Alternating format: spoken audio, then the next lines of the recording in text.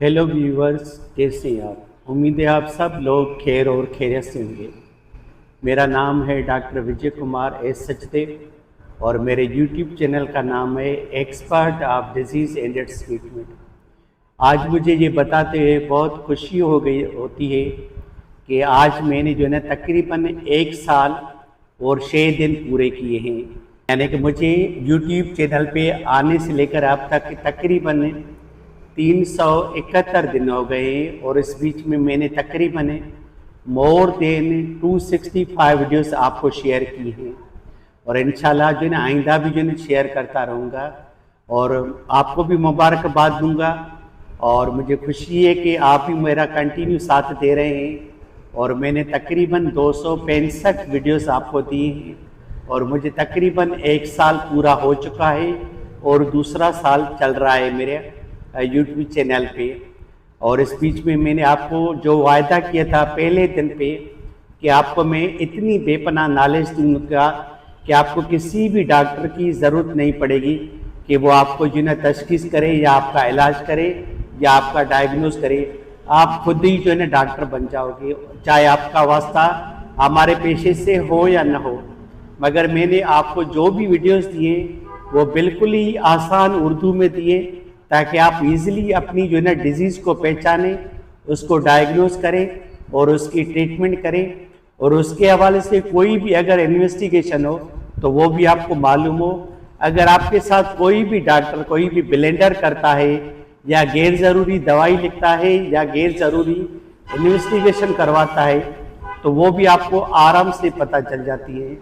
तो सबसे पहले तो आपका बहुत बहुत शुक्रिया कि आपने मेरा 1 साल तक साथ दिया और मुझे जो है 1 साल पूरा हो चुका है और ये मेरा दूसरा साल चल रहा है। Thanks for watching my video, God bless you. और अब आते हैं हम टॉपिक की तरफ। आज का जो मेरा टॉपिक है वो बहुत ही हसास और सेंसिटिव टॉपिक है और पेशेंट को ज़्यादातर पता ही नहीं चलता कि मुझे इतनी खतरनाक बीमारी हो चुकी है और वो दिन ब दिन जो है ना वो उस बीमारी में आगे बढ़ता जाता है मगर उसको डायग्नोसिस नहीं हो पाता। और उसको डायग्नोसिस तब पता चल जाए जब वो किसी अच्छे फिजिशियन के पास जाता है या किसी अच्छे गैस्ट्रोएंटरोलॉजिस्ट के पास जाता है, तब ताकि उसको पता चलता है कि मुझे जो है ना इतनी खतरनाक बीमारी हो चुकी है और मुझे पता ही नहीं चला। और इसको पता तब चलता है जब बीमारी आखिरी स्टेज पे पहुंच चुकी होती है।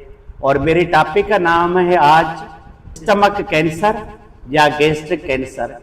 यानी कि ये कैंसर का वो किस्म है जो दुनिया में सबसे ज़्यादा पाए जाने वाले कैंसर में से एक है और ये भी साइलेंटली और स्लोली और ग्रेजुअली हमारे जो है ना जिस्म में जो है ना आराम से बढ़ता रहता है मगर हमें पता तक नहीं चलता कि हमारे जिस्म में जो है ना कैंसर डेवलप हो चुका है और वह दिन ब दिन आपकी जो है ना जिंदगी और उम्र को कम करता जा रहा है।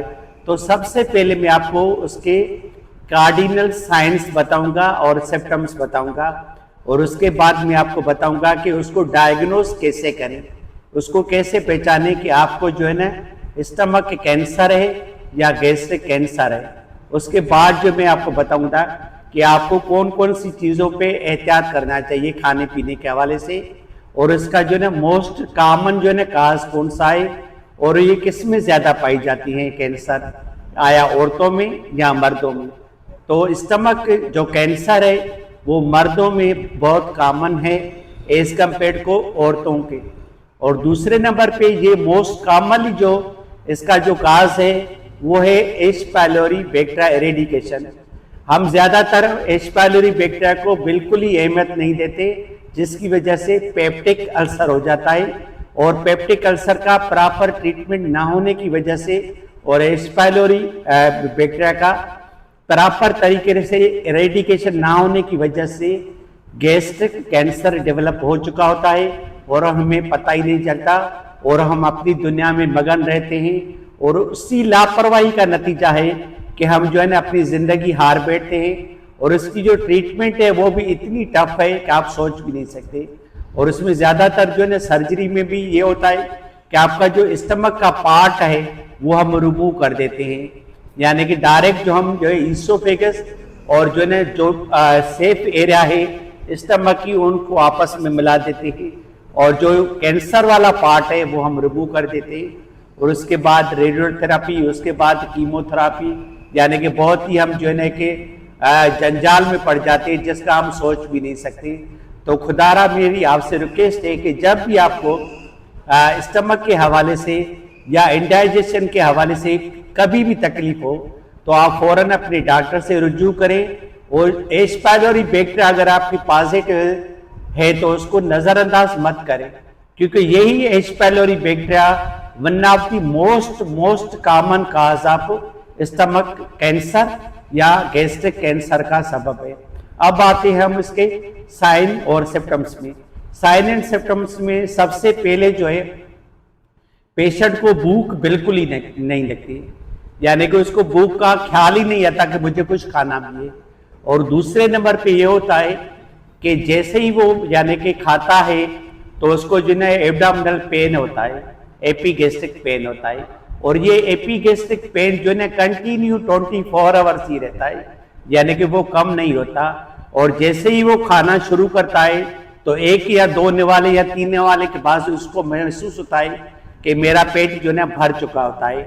और तीसरे नंबर पे ये होता है कि एपिगैस्ट्रिक पेन होता है, हार्ट बर्न होती है, Nazia, vomiting, fatigue, weakness, vertigo और अनयूजुअल वेट लॉस, यानी कि उसको पता ही नहीं चलता कि मेरा दिन ब दिन वजन क्यों कम होता जा रहा है, आखिर क्या रीजन है। जो सेहत भी सही है, बुखार भी नहीं है और कुछ भी नहीं है, मगर फिर भी मेरा जो वजन है वो दिन ब दिन जो है ना कम होता जा रहा है, यानी कि अनयूजुअल वेट लॉस।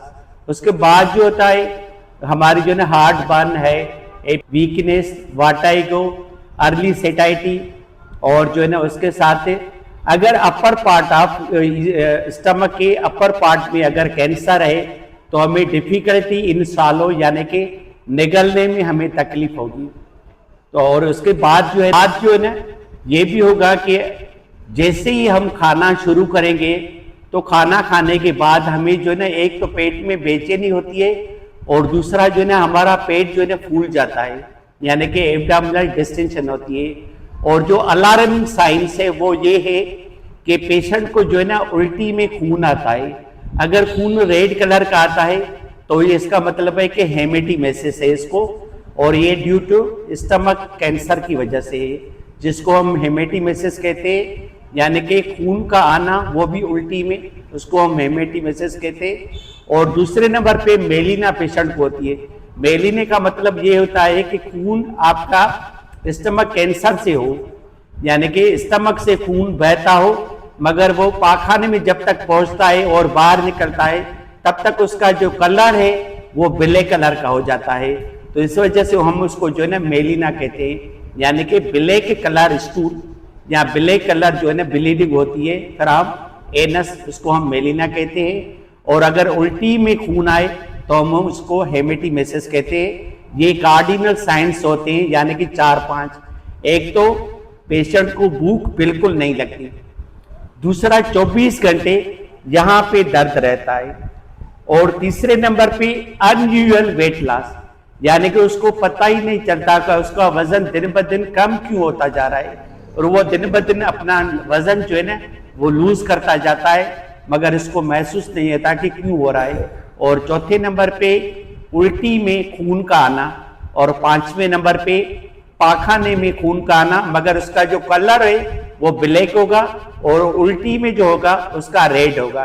तो ये हो गई हमारे sign and symptoms of stomach cancer या gastric cancer.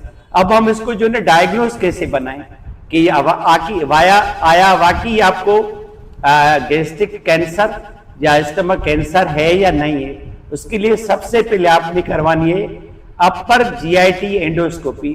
Upper GIT endoscopy is diagnostic test for gastric cancer या स्टमक कैंसर। और जब भी आप अपर जीआईटी एंडोस्कोपी करवाएं तो ये याद रखें कि उसके साथ आपने बायोप्सी जरूर करवानी है। कहाँ पे? जहाँ पे कैंसर मौजूद है वहां पे थोड़ा सा जो है जुजा या थोड़ा सा आर्गन आपने जरूर वहां से लेना है। बायोप्सी का, ताकि आपका डायग्नोसिस जो है ना कंफर्म हो जाए कि इस पेशेंट को जो है ना कैंसर है या जो है ना सिर्फ ओनली गैस्ट्राइटिस है या इन्फ्लेम्ड म्यूकोसा है। और दूसरे नंबर पे हम आ जाते हैं H pylori specific antigen test from stool. Stool के जरिए हमने जो है ना एच पाइलोरी टेस्ट करवानी है, ना कि ब्लड के थ्रू। ब्लड के थ्रू जो हम टेस्ट करवाते हैं वो रिलायबल नहीं होती। तो कोशिश करें जब भी आप एच पाइलोरी टेस्ट करवाएं तो वो स्टूल के थ्रू कराएं और लिखें कि stool for specific antigen test for H pylori test. उसके बाद आपने सीबीसी करवानी है, उसमें आपने ये देखना है कि आपकी हेमोग्लोबिन कितनी कम हो चुकी है या नॉर्मल है या उससे कम है। और उसके बाद आपने करवाना है अल्ट्रासाउंड ऑफ एब्डामिन या सीटी स्कैन ऑफ एब्डामिन, वो आपने करवानी है। ये 3-4 टेस्ट जो है ना ये वेरी रिलायबल है और इनके थ्रू आपका जो है ना डायग्नोसिस 100% कंफर्म हो जाएगा। और ये मोस्ट कॉमनली जो है ना मेल में होती है और इसका जो मोस्ट कॉमन काज है थ्रू आउट दी वर्ल्ड वो है H pylori eradication peptic ulcer, यानी कि एच पाइलोरी की वजह से ही गैस्ट्रिक कैंसर हो जाता है या स्टमक कैंसर हो जाता है।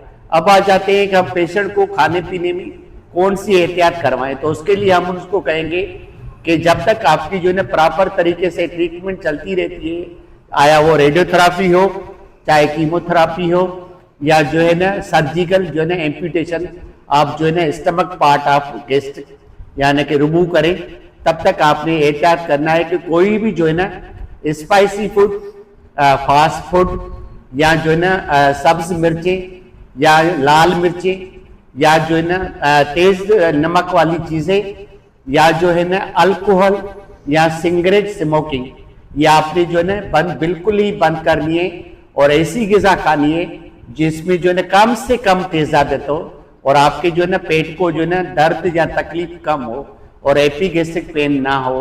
तो ये हो गया मेरा आज का टॉपिक जो मैंने आपको डिटेल में बता दिया कि गैस्ट्रिक कैंसर या स्टमक कैंसर के कौन से कार्डिनल साइंस एंड सिम्टम्स हैं और कौन सी इन्वेस्टिगेशन है जिनके थ्रू हम जो है ना डायग्नोसिस बना सकते हैं और कौन सी चीजें हैं जिसको हमने जो है ना कम से कम जो है ना इस्तेमाल करना है या बिल्कुल ही बंद करना है। Thanks for watching my video. God bless you.